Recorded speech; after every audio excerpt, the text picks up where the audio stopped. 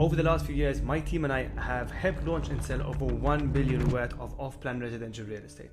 And what I can tell you is that the way you launch and sell off-plan real estate, especially in today's day and age, has completely changed. The playbook of 2 years ago, of last year, doesn't really work anymore, specifically because of the way platforms have changed when it comes to running ads and generating leads for off-plan developments or properties specifically. Now, most developers and agents are spending their marketing budgets in a way that just attracts them low quality leads that don't really want to buy anything that they're selling. So in this video, I'm going to walk you through the exact step-by-step playbook and framework we use in order to help successfully launch, market and sell off-plan residential real estate, and how you can attract qualified leads and sell your project directly to your actual buyers. Now, some quick context on why you should listen to me. We've helped launch and sell over 1 billion worth of real estate. I've helped train over 500 individual real estate agents on how to attract leads, close more deals through their sales process. We've won some of the biggest international design awards for the work we've done, and we've also helped launch and sell high-end luxury projects designed by Zaha Hadid Architects. Now that's out of the way, let's jump right in and actually get to the work.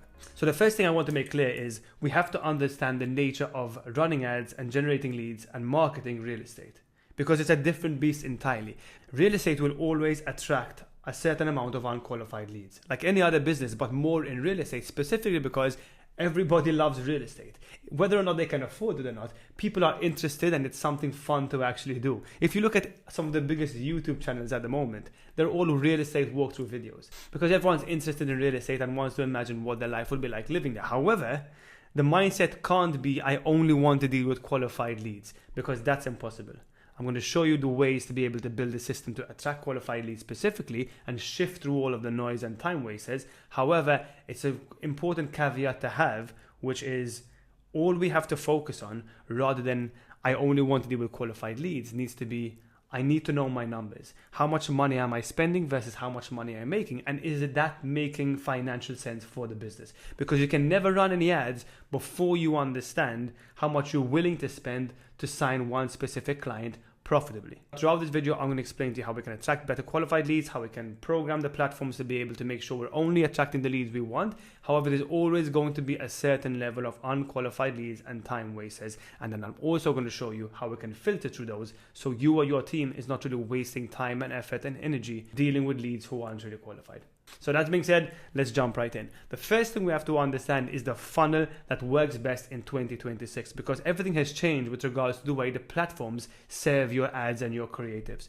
So what we need to understand, and I can share my screen here, is an overview of what a funnel needs to look like. And a funnel is basically a way to get attention into a close. And it's really important for us to understand this because most people just run ads and hope for the best. Now, the basic of a funnel is understanding how we can get attention through ads, how we can generate leads through getting those ads to get people to fill out a form, and then how we can transform those leads into actual sales appointments to be able to close. That's the base understanding of what a funnel is. Now, I'm going to break down each individual one and give you examples for each so you can understand how this works and why this works so well. The first thing to understand is the platforms we want to use. I would suggest Meta and Google. These are always the best and the highest performing ad campaigns you can run. And what we want to do is create traffic. So we're going to create ads, whether video ads, image ads, about the property itself. Now, I'll create a separate video on this on how you can come up with the best ads and what they would look like. But the most important thing to understand is your ads need to have a specific call out. There needs to be an offer in the ads. And the way we do this is specifically in off-plan sales is gating information. We don't want to give out the full availability list. We don't want to give out the full brochure. We want to tease information for us to be able to start generating leads. Examples of clear call to actions for off-plan developments would be download or get access to the full availability list, or download the property brochure. We just want to gate information. So as you can see in these ads, it's download the availability list. We have a render of the property, the render of the building, the positioning statement, and get access to the latest availability list and the last remaining residence price plans and details. So that's the call to action. It's that simple. It doesn't need to be complicated. It just needs to be specific to one call to action. Now, a caveat here, which what used to work before was most people would run Facebook ads with the native forms, a lead form. Now, what happens then, why that doesn't work well, is because the way the platforms are working now is it's going to serve your ads to a bunch of people. Depending on who clicks on that ad and fills out the form, Facebook or the platforms will now think, okay, this is a good lead. let's go after more of this type of lead. But the problem with that is because we're not qualifying the lead, they're just filling out a form without any other context. The platform doesn't know what a good lead and a bad lead is, right? Because it's all native through the app and filling out a form. So the way we solve this is by not using lead forms that are native, a Facebook lead form or a Google lead form, is we send them directly to a landing page. The reason why we're sending them to a landing page is because we can give them more context about development, and then we can have a registration form that will qualify and disqualify leads, and then explain to you why this is really important. On the landing page specifically, there's going to be all the information about the project, and then in order for them to get access to find a home or the availability list, remember on the landing page there should just be one button and one clear call to action, which is download the availability list. We're going to send them to a qualifying form, and we're going to ask them qualifying questions like what is your budget? When are you looking to purchase? And depending on the budget, for example, let's say we're selling a real estate development that is 600,000 plus. If they select lower than 600,000 as their budget, then we can disqualify that lead, and we can tell the platforms we don't want leads like this. Do not count this person as a lead. If they are qualified, we'll then send them to the availability list page or access the download, and then let the platforms know through the pixels or tracking codes or whatever it may be that, listen, this was a good lead. Find me more good leads like this. And that's the most important thing to understand of how the platforms work now. It's all about training the platforms and giving them the right data to what a good lead is and a bad lead is. And through a registration form on the landing page, asking specific questions to qualify the lead, like when are you looking to purchase, what your budget is, we can then choose which one qualifies a lead. And then once that lead has been found, we can just tell the platforms, listen, I want more leads like this, go ahead and find them for me. And that's the most important thing to understand, because everything is in the data and what we tell the platforms we're looking for. Because remember, most of these platforms, due to restrictions and regulations on real estate marketing, will not even allow you to target. So you don't have to worry about the targeting. We have broad targeting where we launch our ads to specific locations, let's say London or UK or whatever it may be that you want to attract leads in. And you don't do any targeting platform level and campaign level. You leave that broad. You let the platforms do the work, and we just make sure we're giving the right data back to the platforms so they know what a good lead is and what they should be looking for, because their AI systems do all of the hard work for us. And this makes ads much easier to run as long as we are sending the right data back. Now, once we send it to the landing page and we've generated an actual lead that filled out the form, we then want to actually automate them booking in a consultation. Right? Now, this is a really important step, because what we could do is once they fill out the form and they land on the availability list page, we can add a video or add a booking calendar call that will allow them to book directly into your sales rep's calendar or your sales team calendar. Really important that we can use CRMs here, we can use systems to be able for them to automatically book in, not just filling out a form and then waiting for 3 days for your team to get back to them. There should be a calendar on the actual landing page where they can book directly into your sales rep's calendar for a consultation about the development. Right? Now, the thing about this is that I would say 15% or 10% or even 5% of the leads will end up booking in a call. Now, the thing about marketing is we want to squeeze all the juice out of the ad spend and the money we're investing in the marketing. And the way we do this is twofold. We are going to have automations that as soon as someone opts in and registers, they will receive a personalized WhatsApp message with asking an open-ended question. So this is really important, where we're going to just start conversations through WhatsApp and through SMS by saying, hi, contact first name, thanks for showing interest in the new development. Just curious, what type of property or unit are you looking for? Is it for an investment or a home?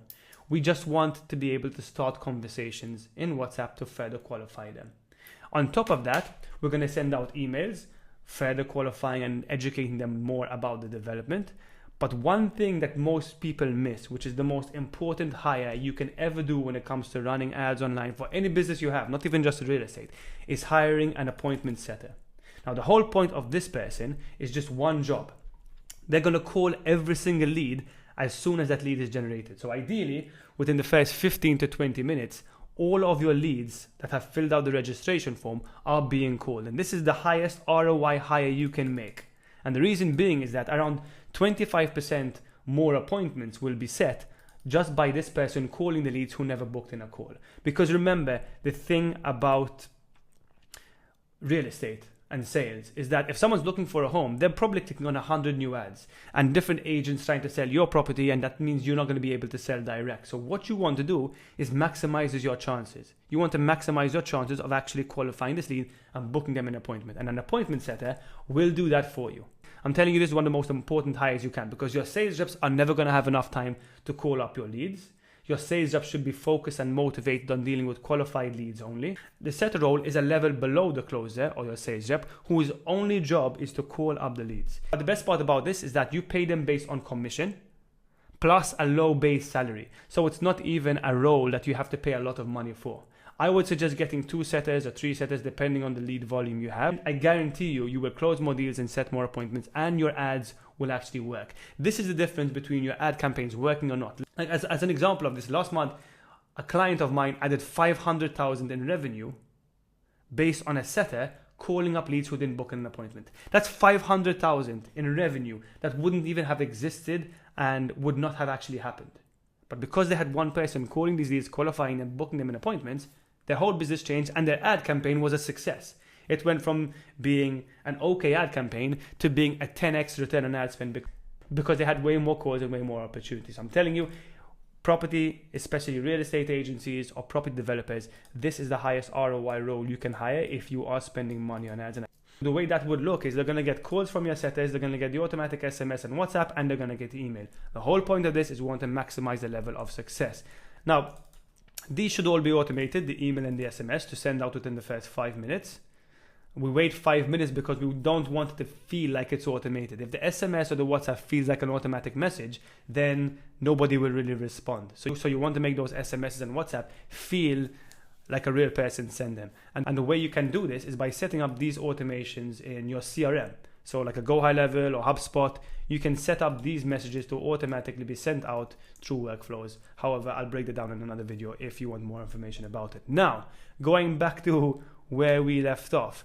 Once we have that done, we have the ads running, we have the landing page, we have the qualification of the form, we then have the automations for the WhatsApp and the email and the SMS, plus the setters calling the leads. What we're going to have now is a bunch of calls, consultation calls or appointments with qualified leads. Now, what's really important here is that you have a well-defined sales process. If you are a developer or an agency, your sales team need to be trained on a sales process. You can never let your sales reps do whatever they want, because the problem about that is that you're never going to know what works. So when you hire a new sales rep or you hire a new closer, they're all going to have different ways of doing things, and it's impossible for you to train them or guide them on what a good sales process looks like. So for every single rep, there should be a script, there should be a pitch, and all of your appointments and calls should be recorded and added to your CRM so your sales manager or yourself can understand what you're doing wrong, what your team is doing wrong, and you can coach them and consult them on how to actually pitch the product and pitch the development better. And I can't stress how important this is. Like, this will completely change your business, because the problem is that marketing and sales must work hand in hand. Because if they don't, and you don't track your numbers and you don't know what's working and why it's not working, marketing team will blame sales that your sales teams aren't closing well, and your sales team are just going to complain that the marketing leads suck and the quality is not good. But in actual fact, if you don't have the numbers to prove that, then nothing will ever work. And I'm going to break down the actual numbers you need to know and you need to track religiously, because without these numbers, you're going to keep blaming each other and you're not going to know what's working or what you should be doing to actually get better results. So it's really simple, and there's a million numbers you can track, but what I want you to focus on is these 7 numbers. Number 1 is your ad spend. How much money are you spending on ads every single day? So that should be tracked every single day. Your total ad spend that day. Your total cost per lead. The cost per lead is how much are you spending for one lead to be generated, for the form to be filled out. Thirdly is cost per qualified lead, meaning out of the leads you generated, how many of those were qualified, and then you want to calculate the cost per qualified lead. So basically, you're dividing your ad spend by the total amount of qualified leads you had that day. Fourth number is cost per appointment. How much are you paying for a sales appointment with a qualified lead? So the same thing, you're going to take your ad spend and divide it by the amount of appointments you set that day. Now, these are going to change. The KPIs for these and the metrics you should be looking to will change based on the properties you're selling. So if you're selling a property for $300,000, which is a low type of property, then your cost per lead or cost per appointment might be $200 or $300 per qualified appointment, or even less. If you're selling things for over $1 million, then that's obviously going to increase because the pricing of the property is higher and you're going to be making more money, so it's fine for you to be able to be paying more for an appointment, right? So I'll break down these KPIs separately in a document, and if you want access to it, just comment underneath this video and I'll send you over everything. Number 5 is the close rate. So now this 1 to 4 is marketing related. Now we're going into sales. So we want to track the close rate of your closes. So how many calls and how many appointments did your closes take, and how many of those resulted in a sale? You want to understand what your close rate per sales rep is to make sure you have a KPI you can keep them accountable for. Because if the close rate is super low, then it's either the sales process or the sales rep doesn't know what they're doing and needs to be trained, or the appointments being set aren't really qualified. So you see how these all relate to each other.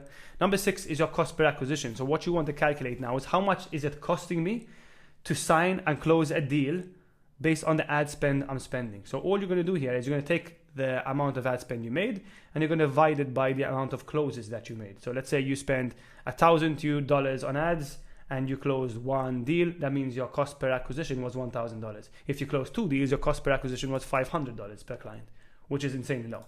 Then what you want to calculate is your return on ad spend, which is how much money did I spend, how much money did I make, and is that making profitability sense with regards to the numbers in the business? Because the idea here is that you obviously want to be profitable when running ads. And if you're not tracking these numbers, it's impossible for you to know. So fundamentally, if you understand how this funnel works, it's a simple, basic funnel anyone can follow and applies to any type of business. However, in off-plan development specifically, this is even more important because we want to make sure we're training the pixel correctly, giving the right data back to the platforms, and maximizing our chances of success. If we don't do any of these things, what's going to happen is you're going to run ads, you're going to generate a bunch of unqualified leads, your sales reps are going to say, I can't call these leads, you're not going to have a setter, you're not going to have qualification calls, so nothing's really going to work. You have to understand this is a system, and a system has processes that we have to follow for each individual part. There's a system and a process for the ads. There's a system and a process for designing the landing page. There's a system and a process for calling up the leads and a script to use for the setters. Every single one of those has sub skills that you need to learn to be able to make this work. Now, if you want more details on this, on any specific part of it, leave comments in the comment section below and I'd be more than happy to create a separate video breaking down these in detail, because there's a lot more depth that we need to go to if you want to learn how to get this to work yourself. So thanks for watching this video and I'll catch you in the next one.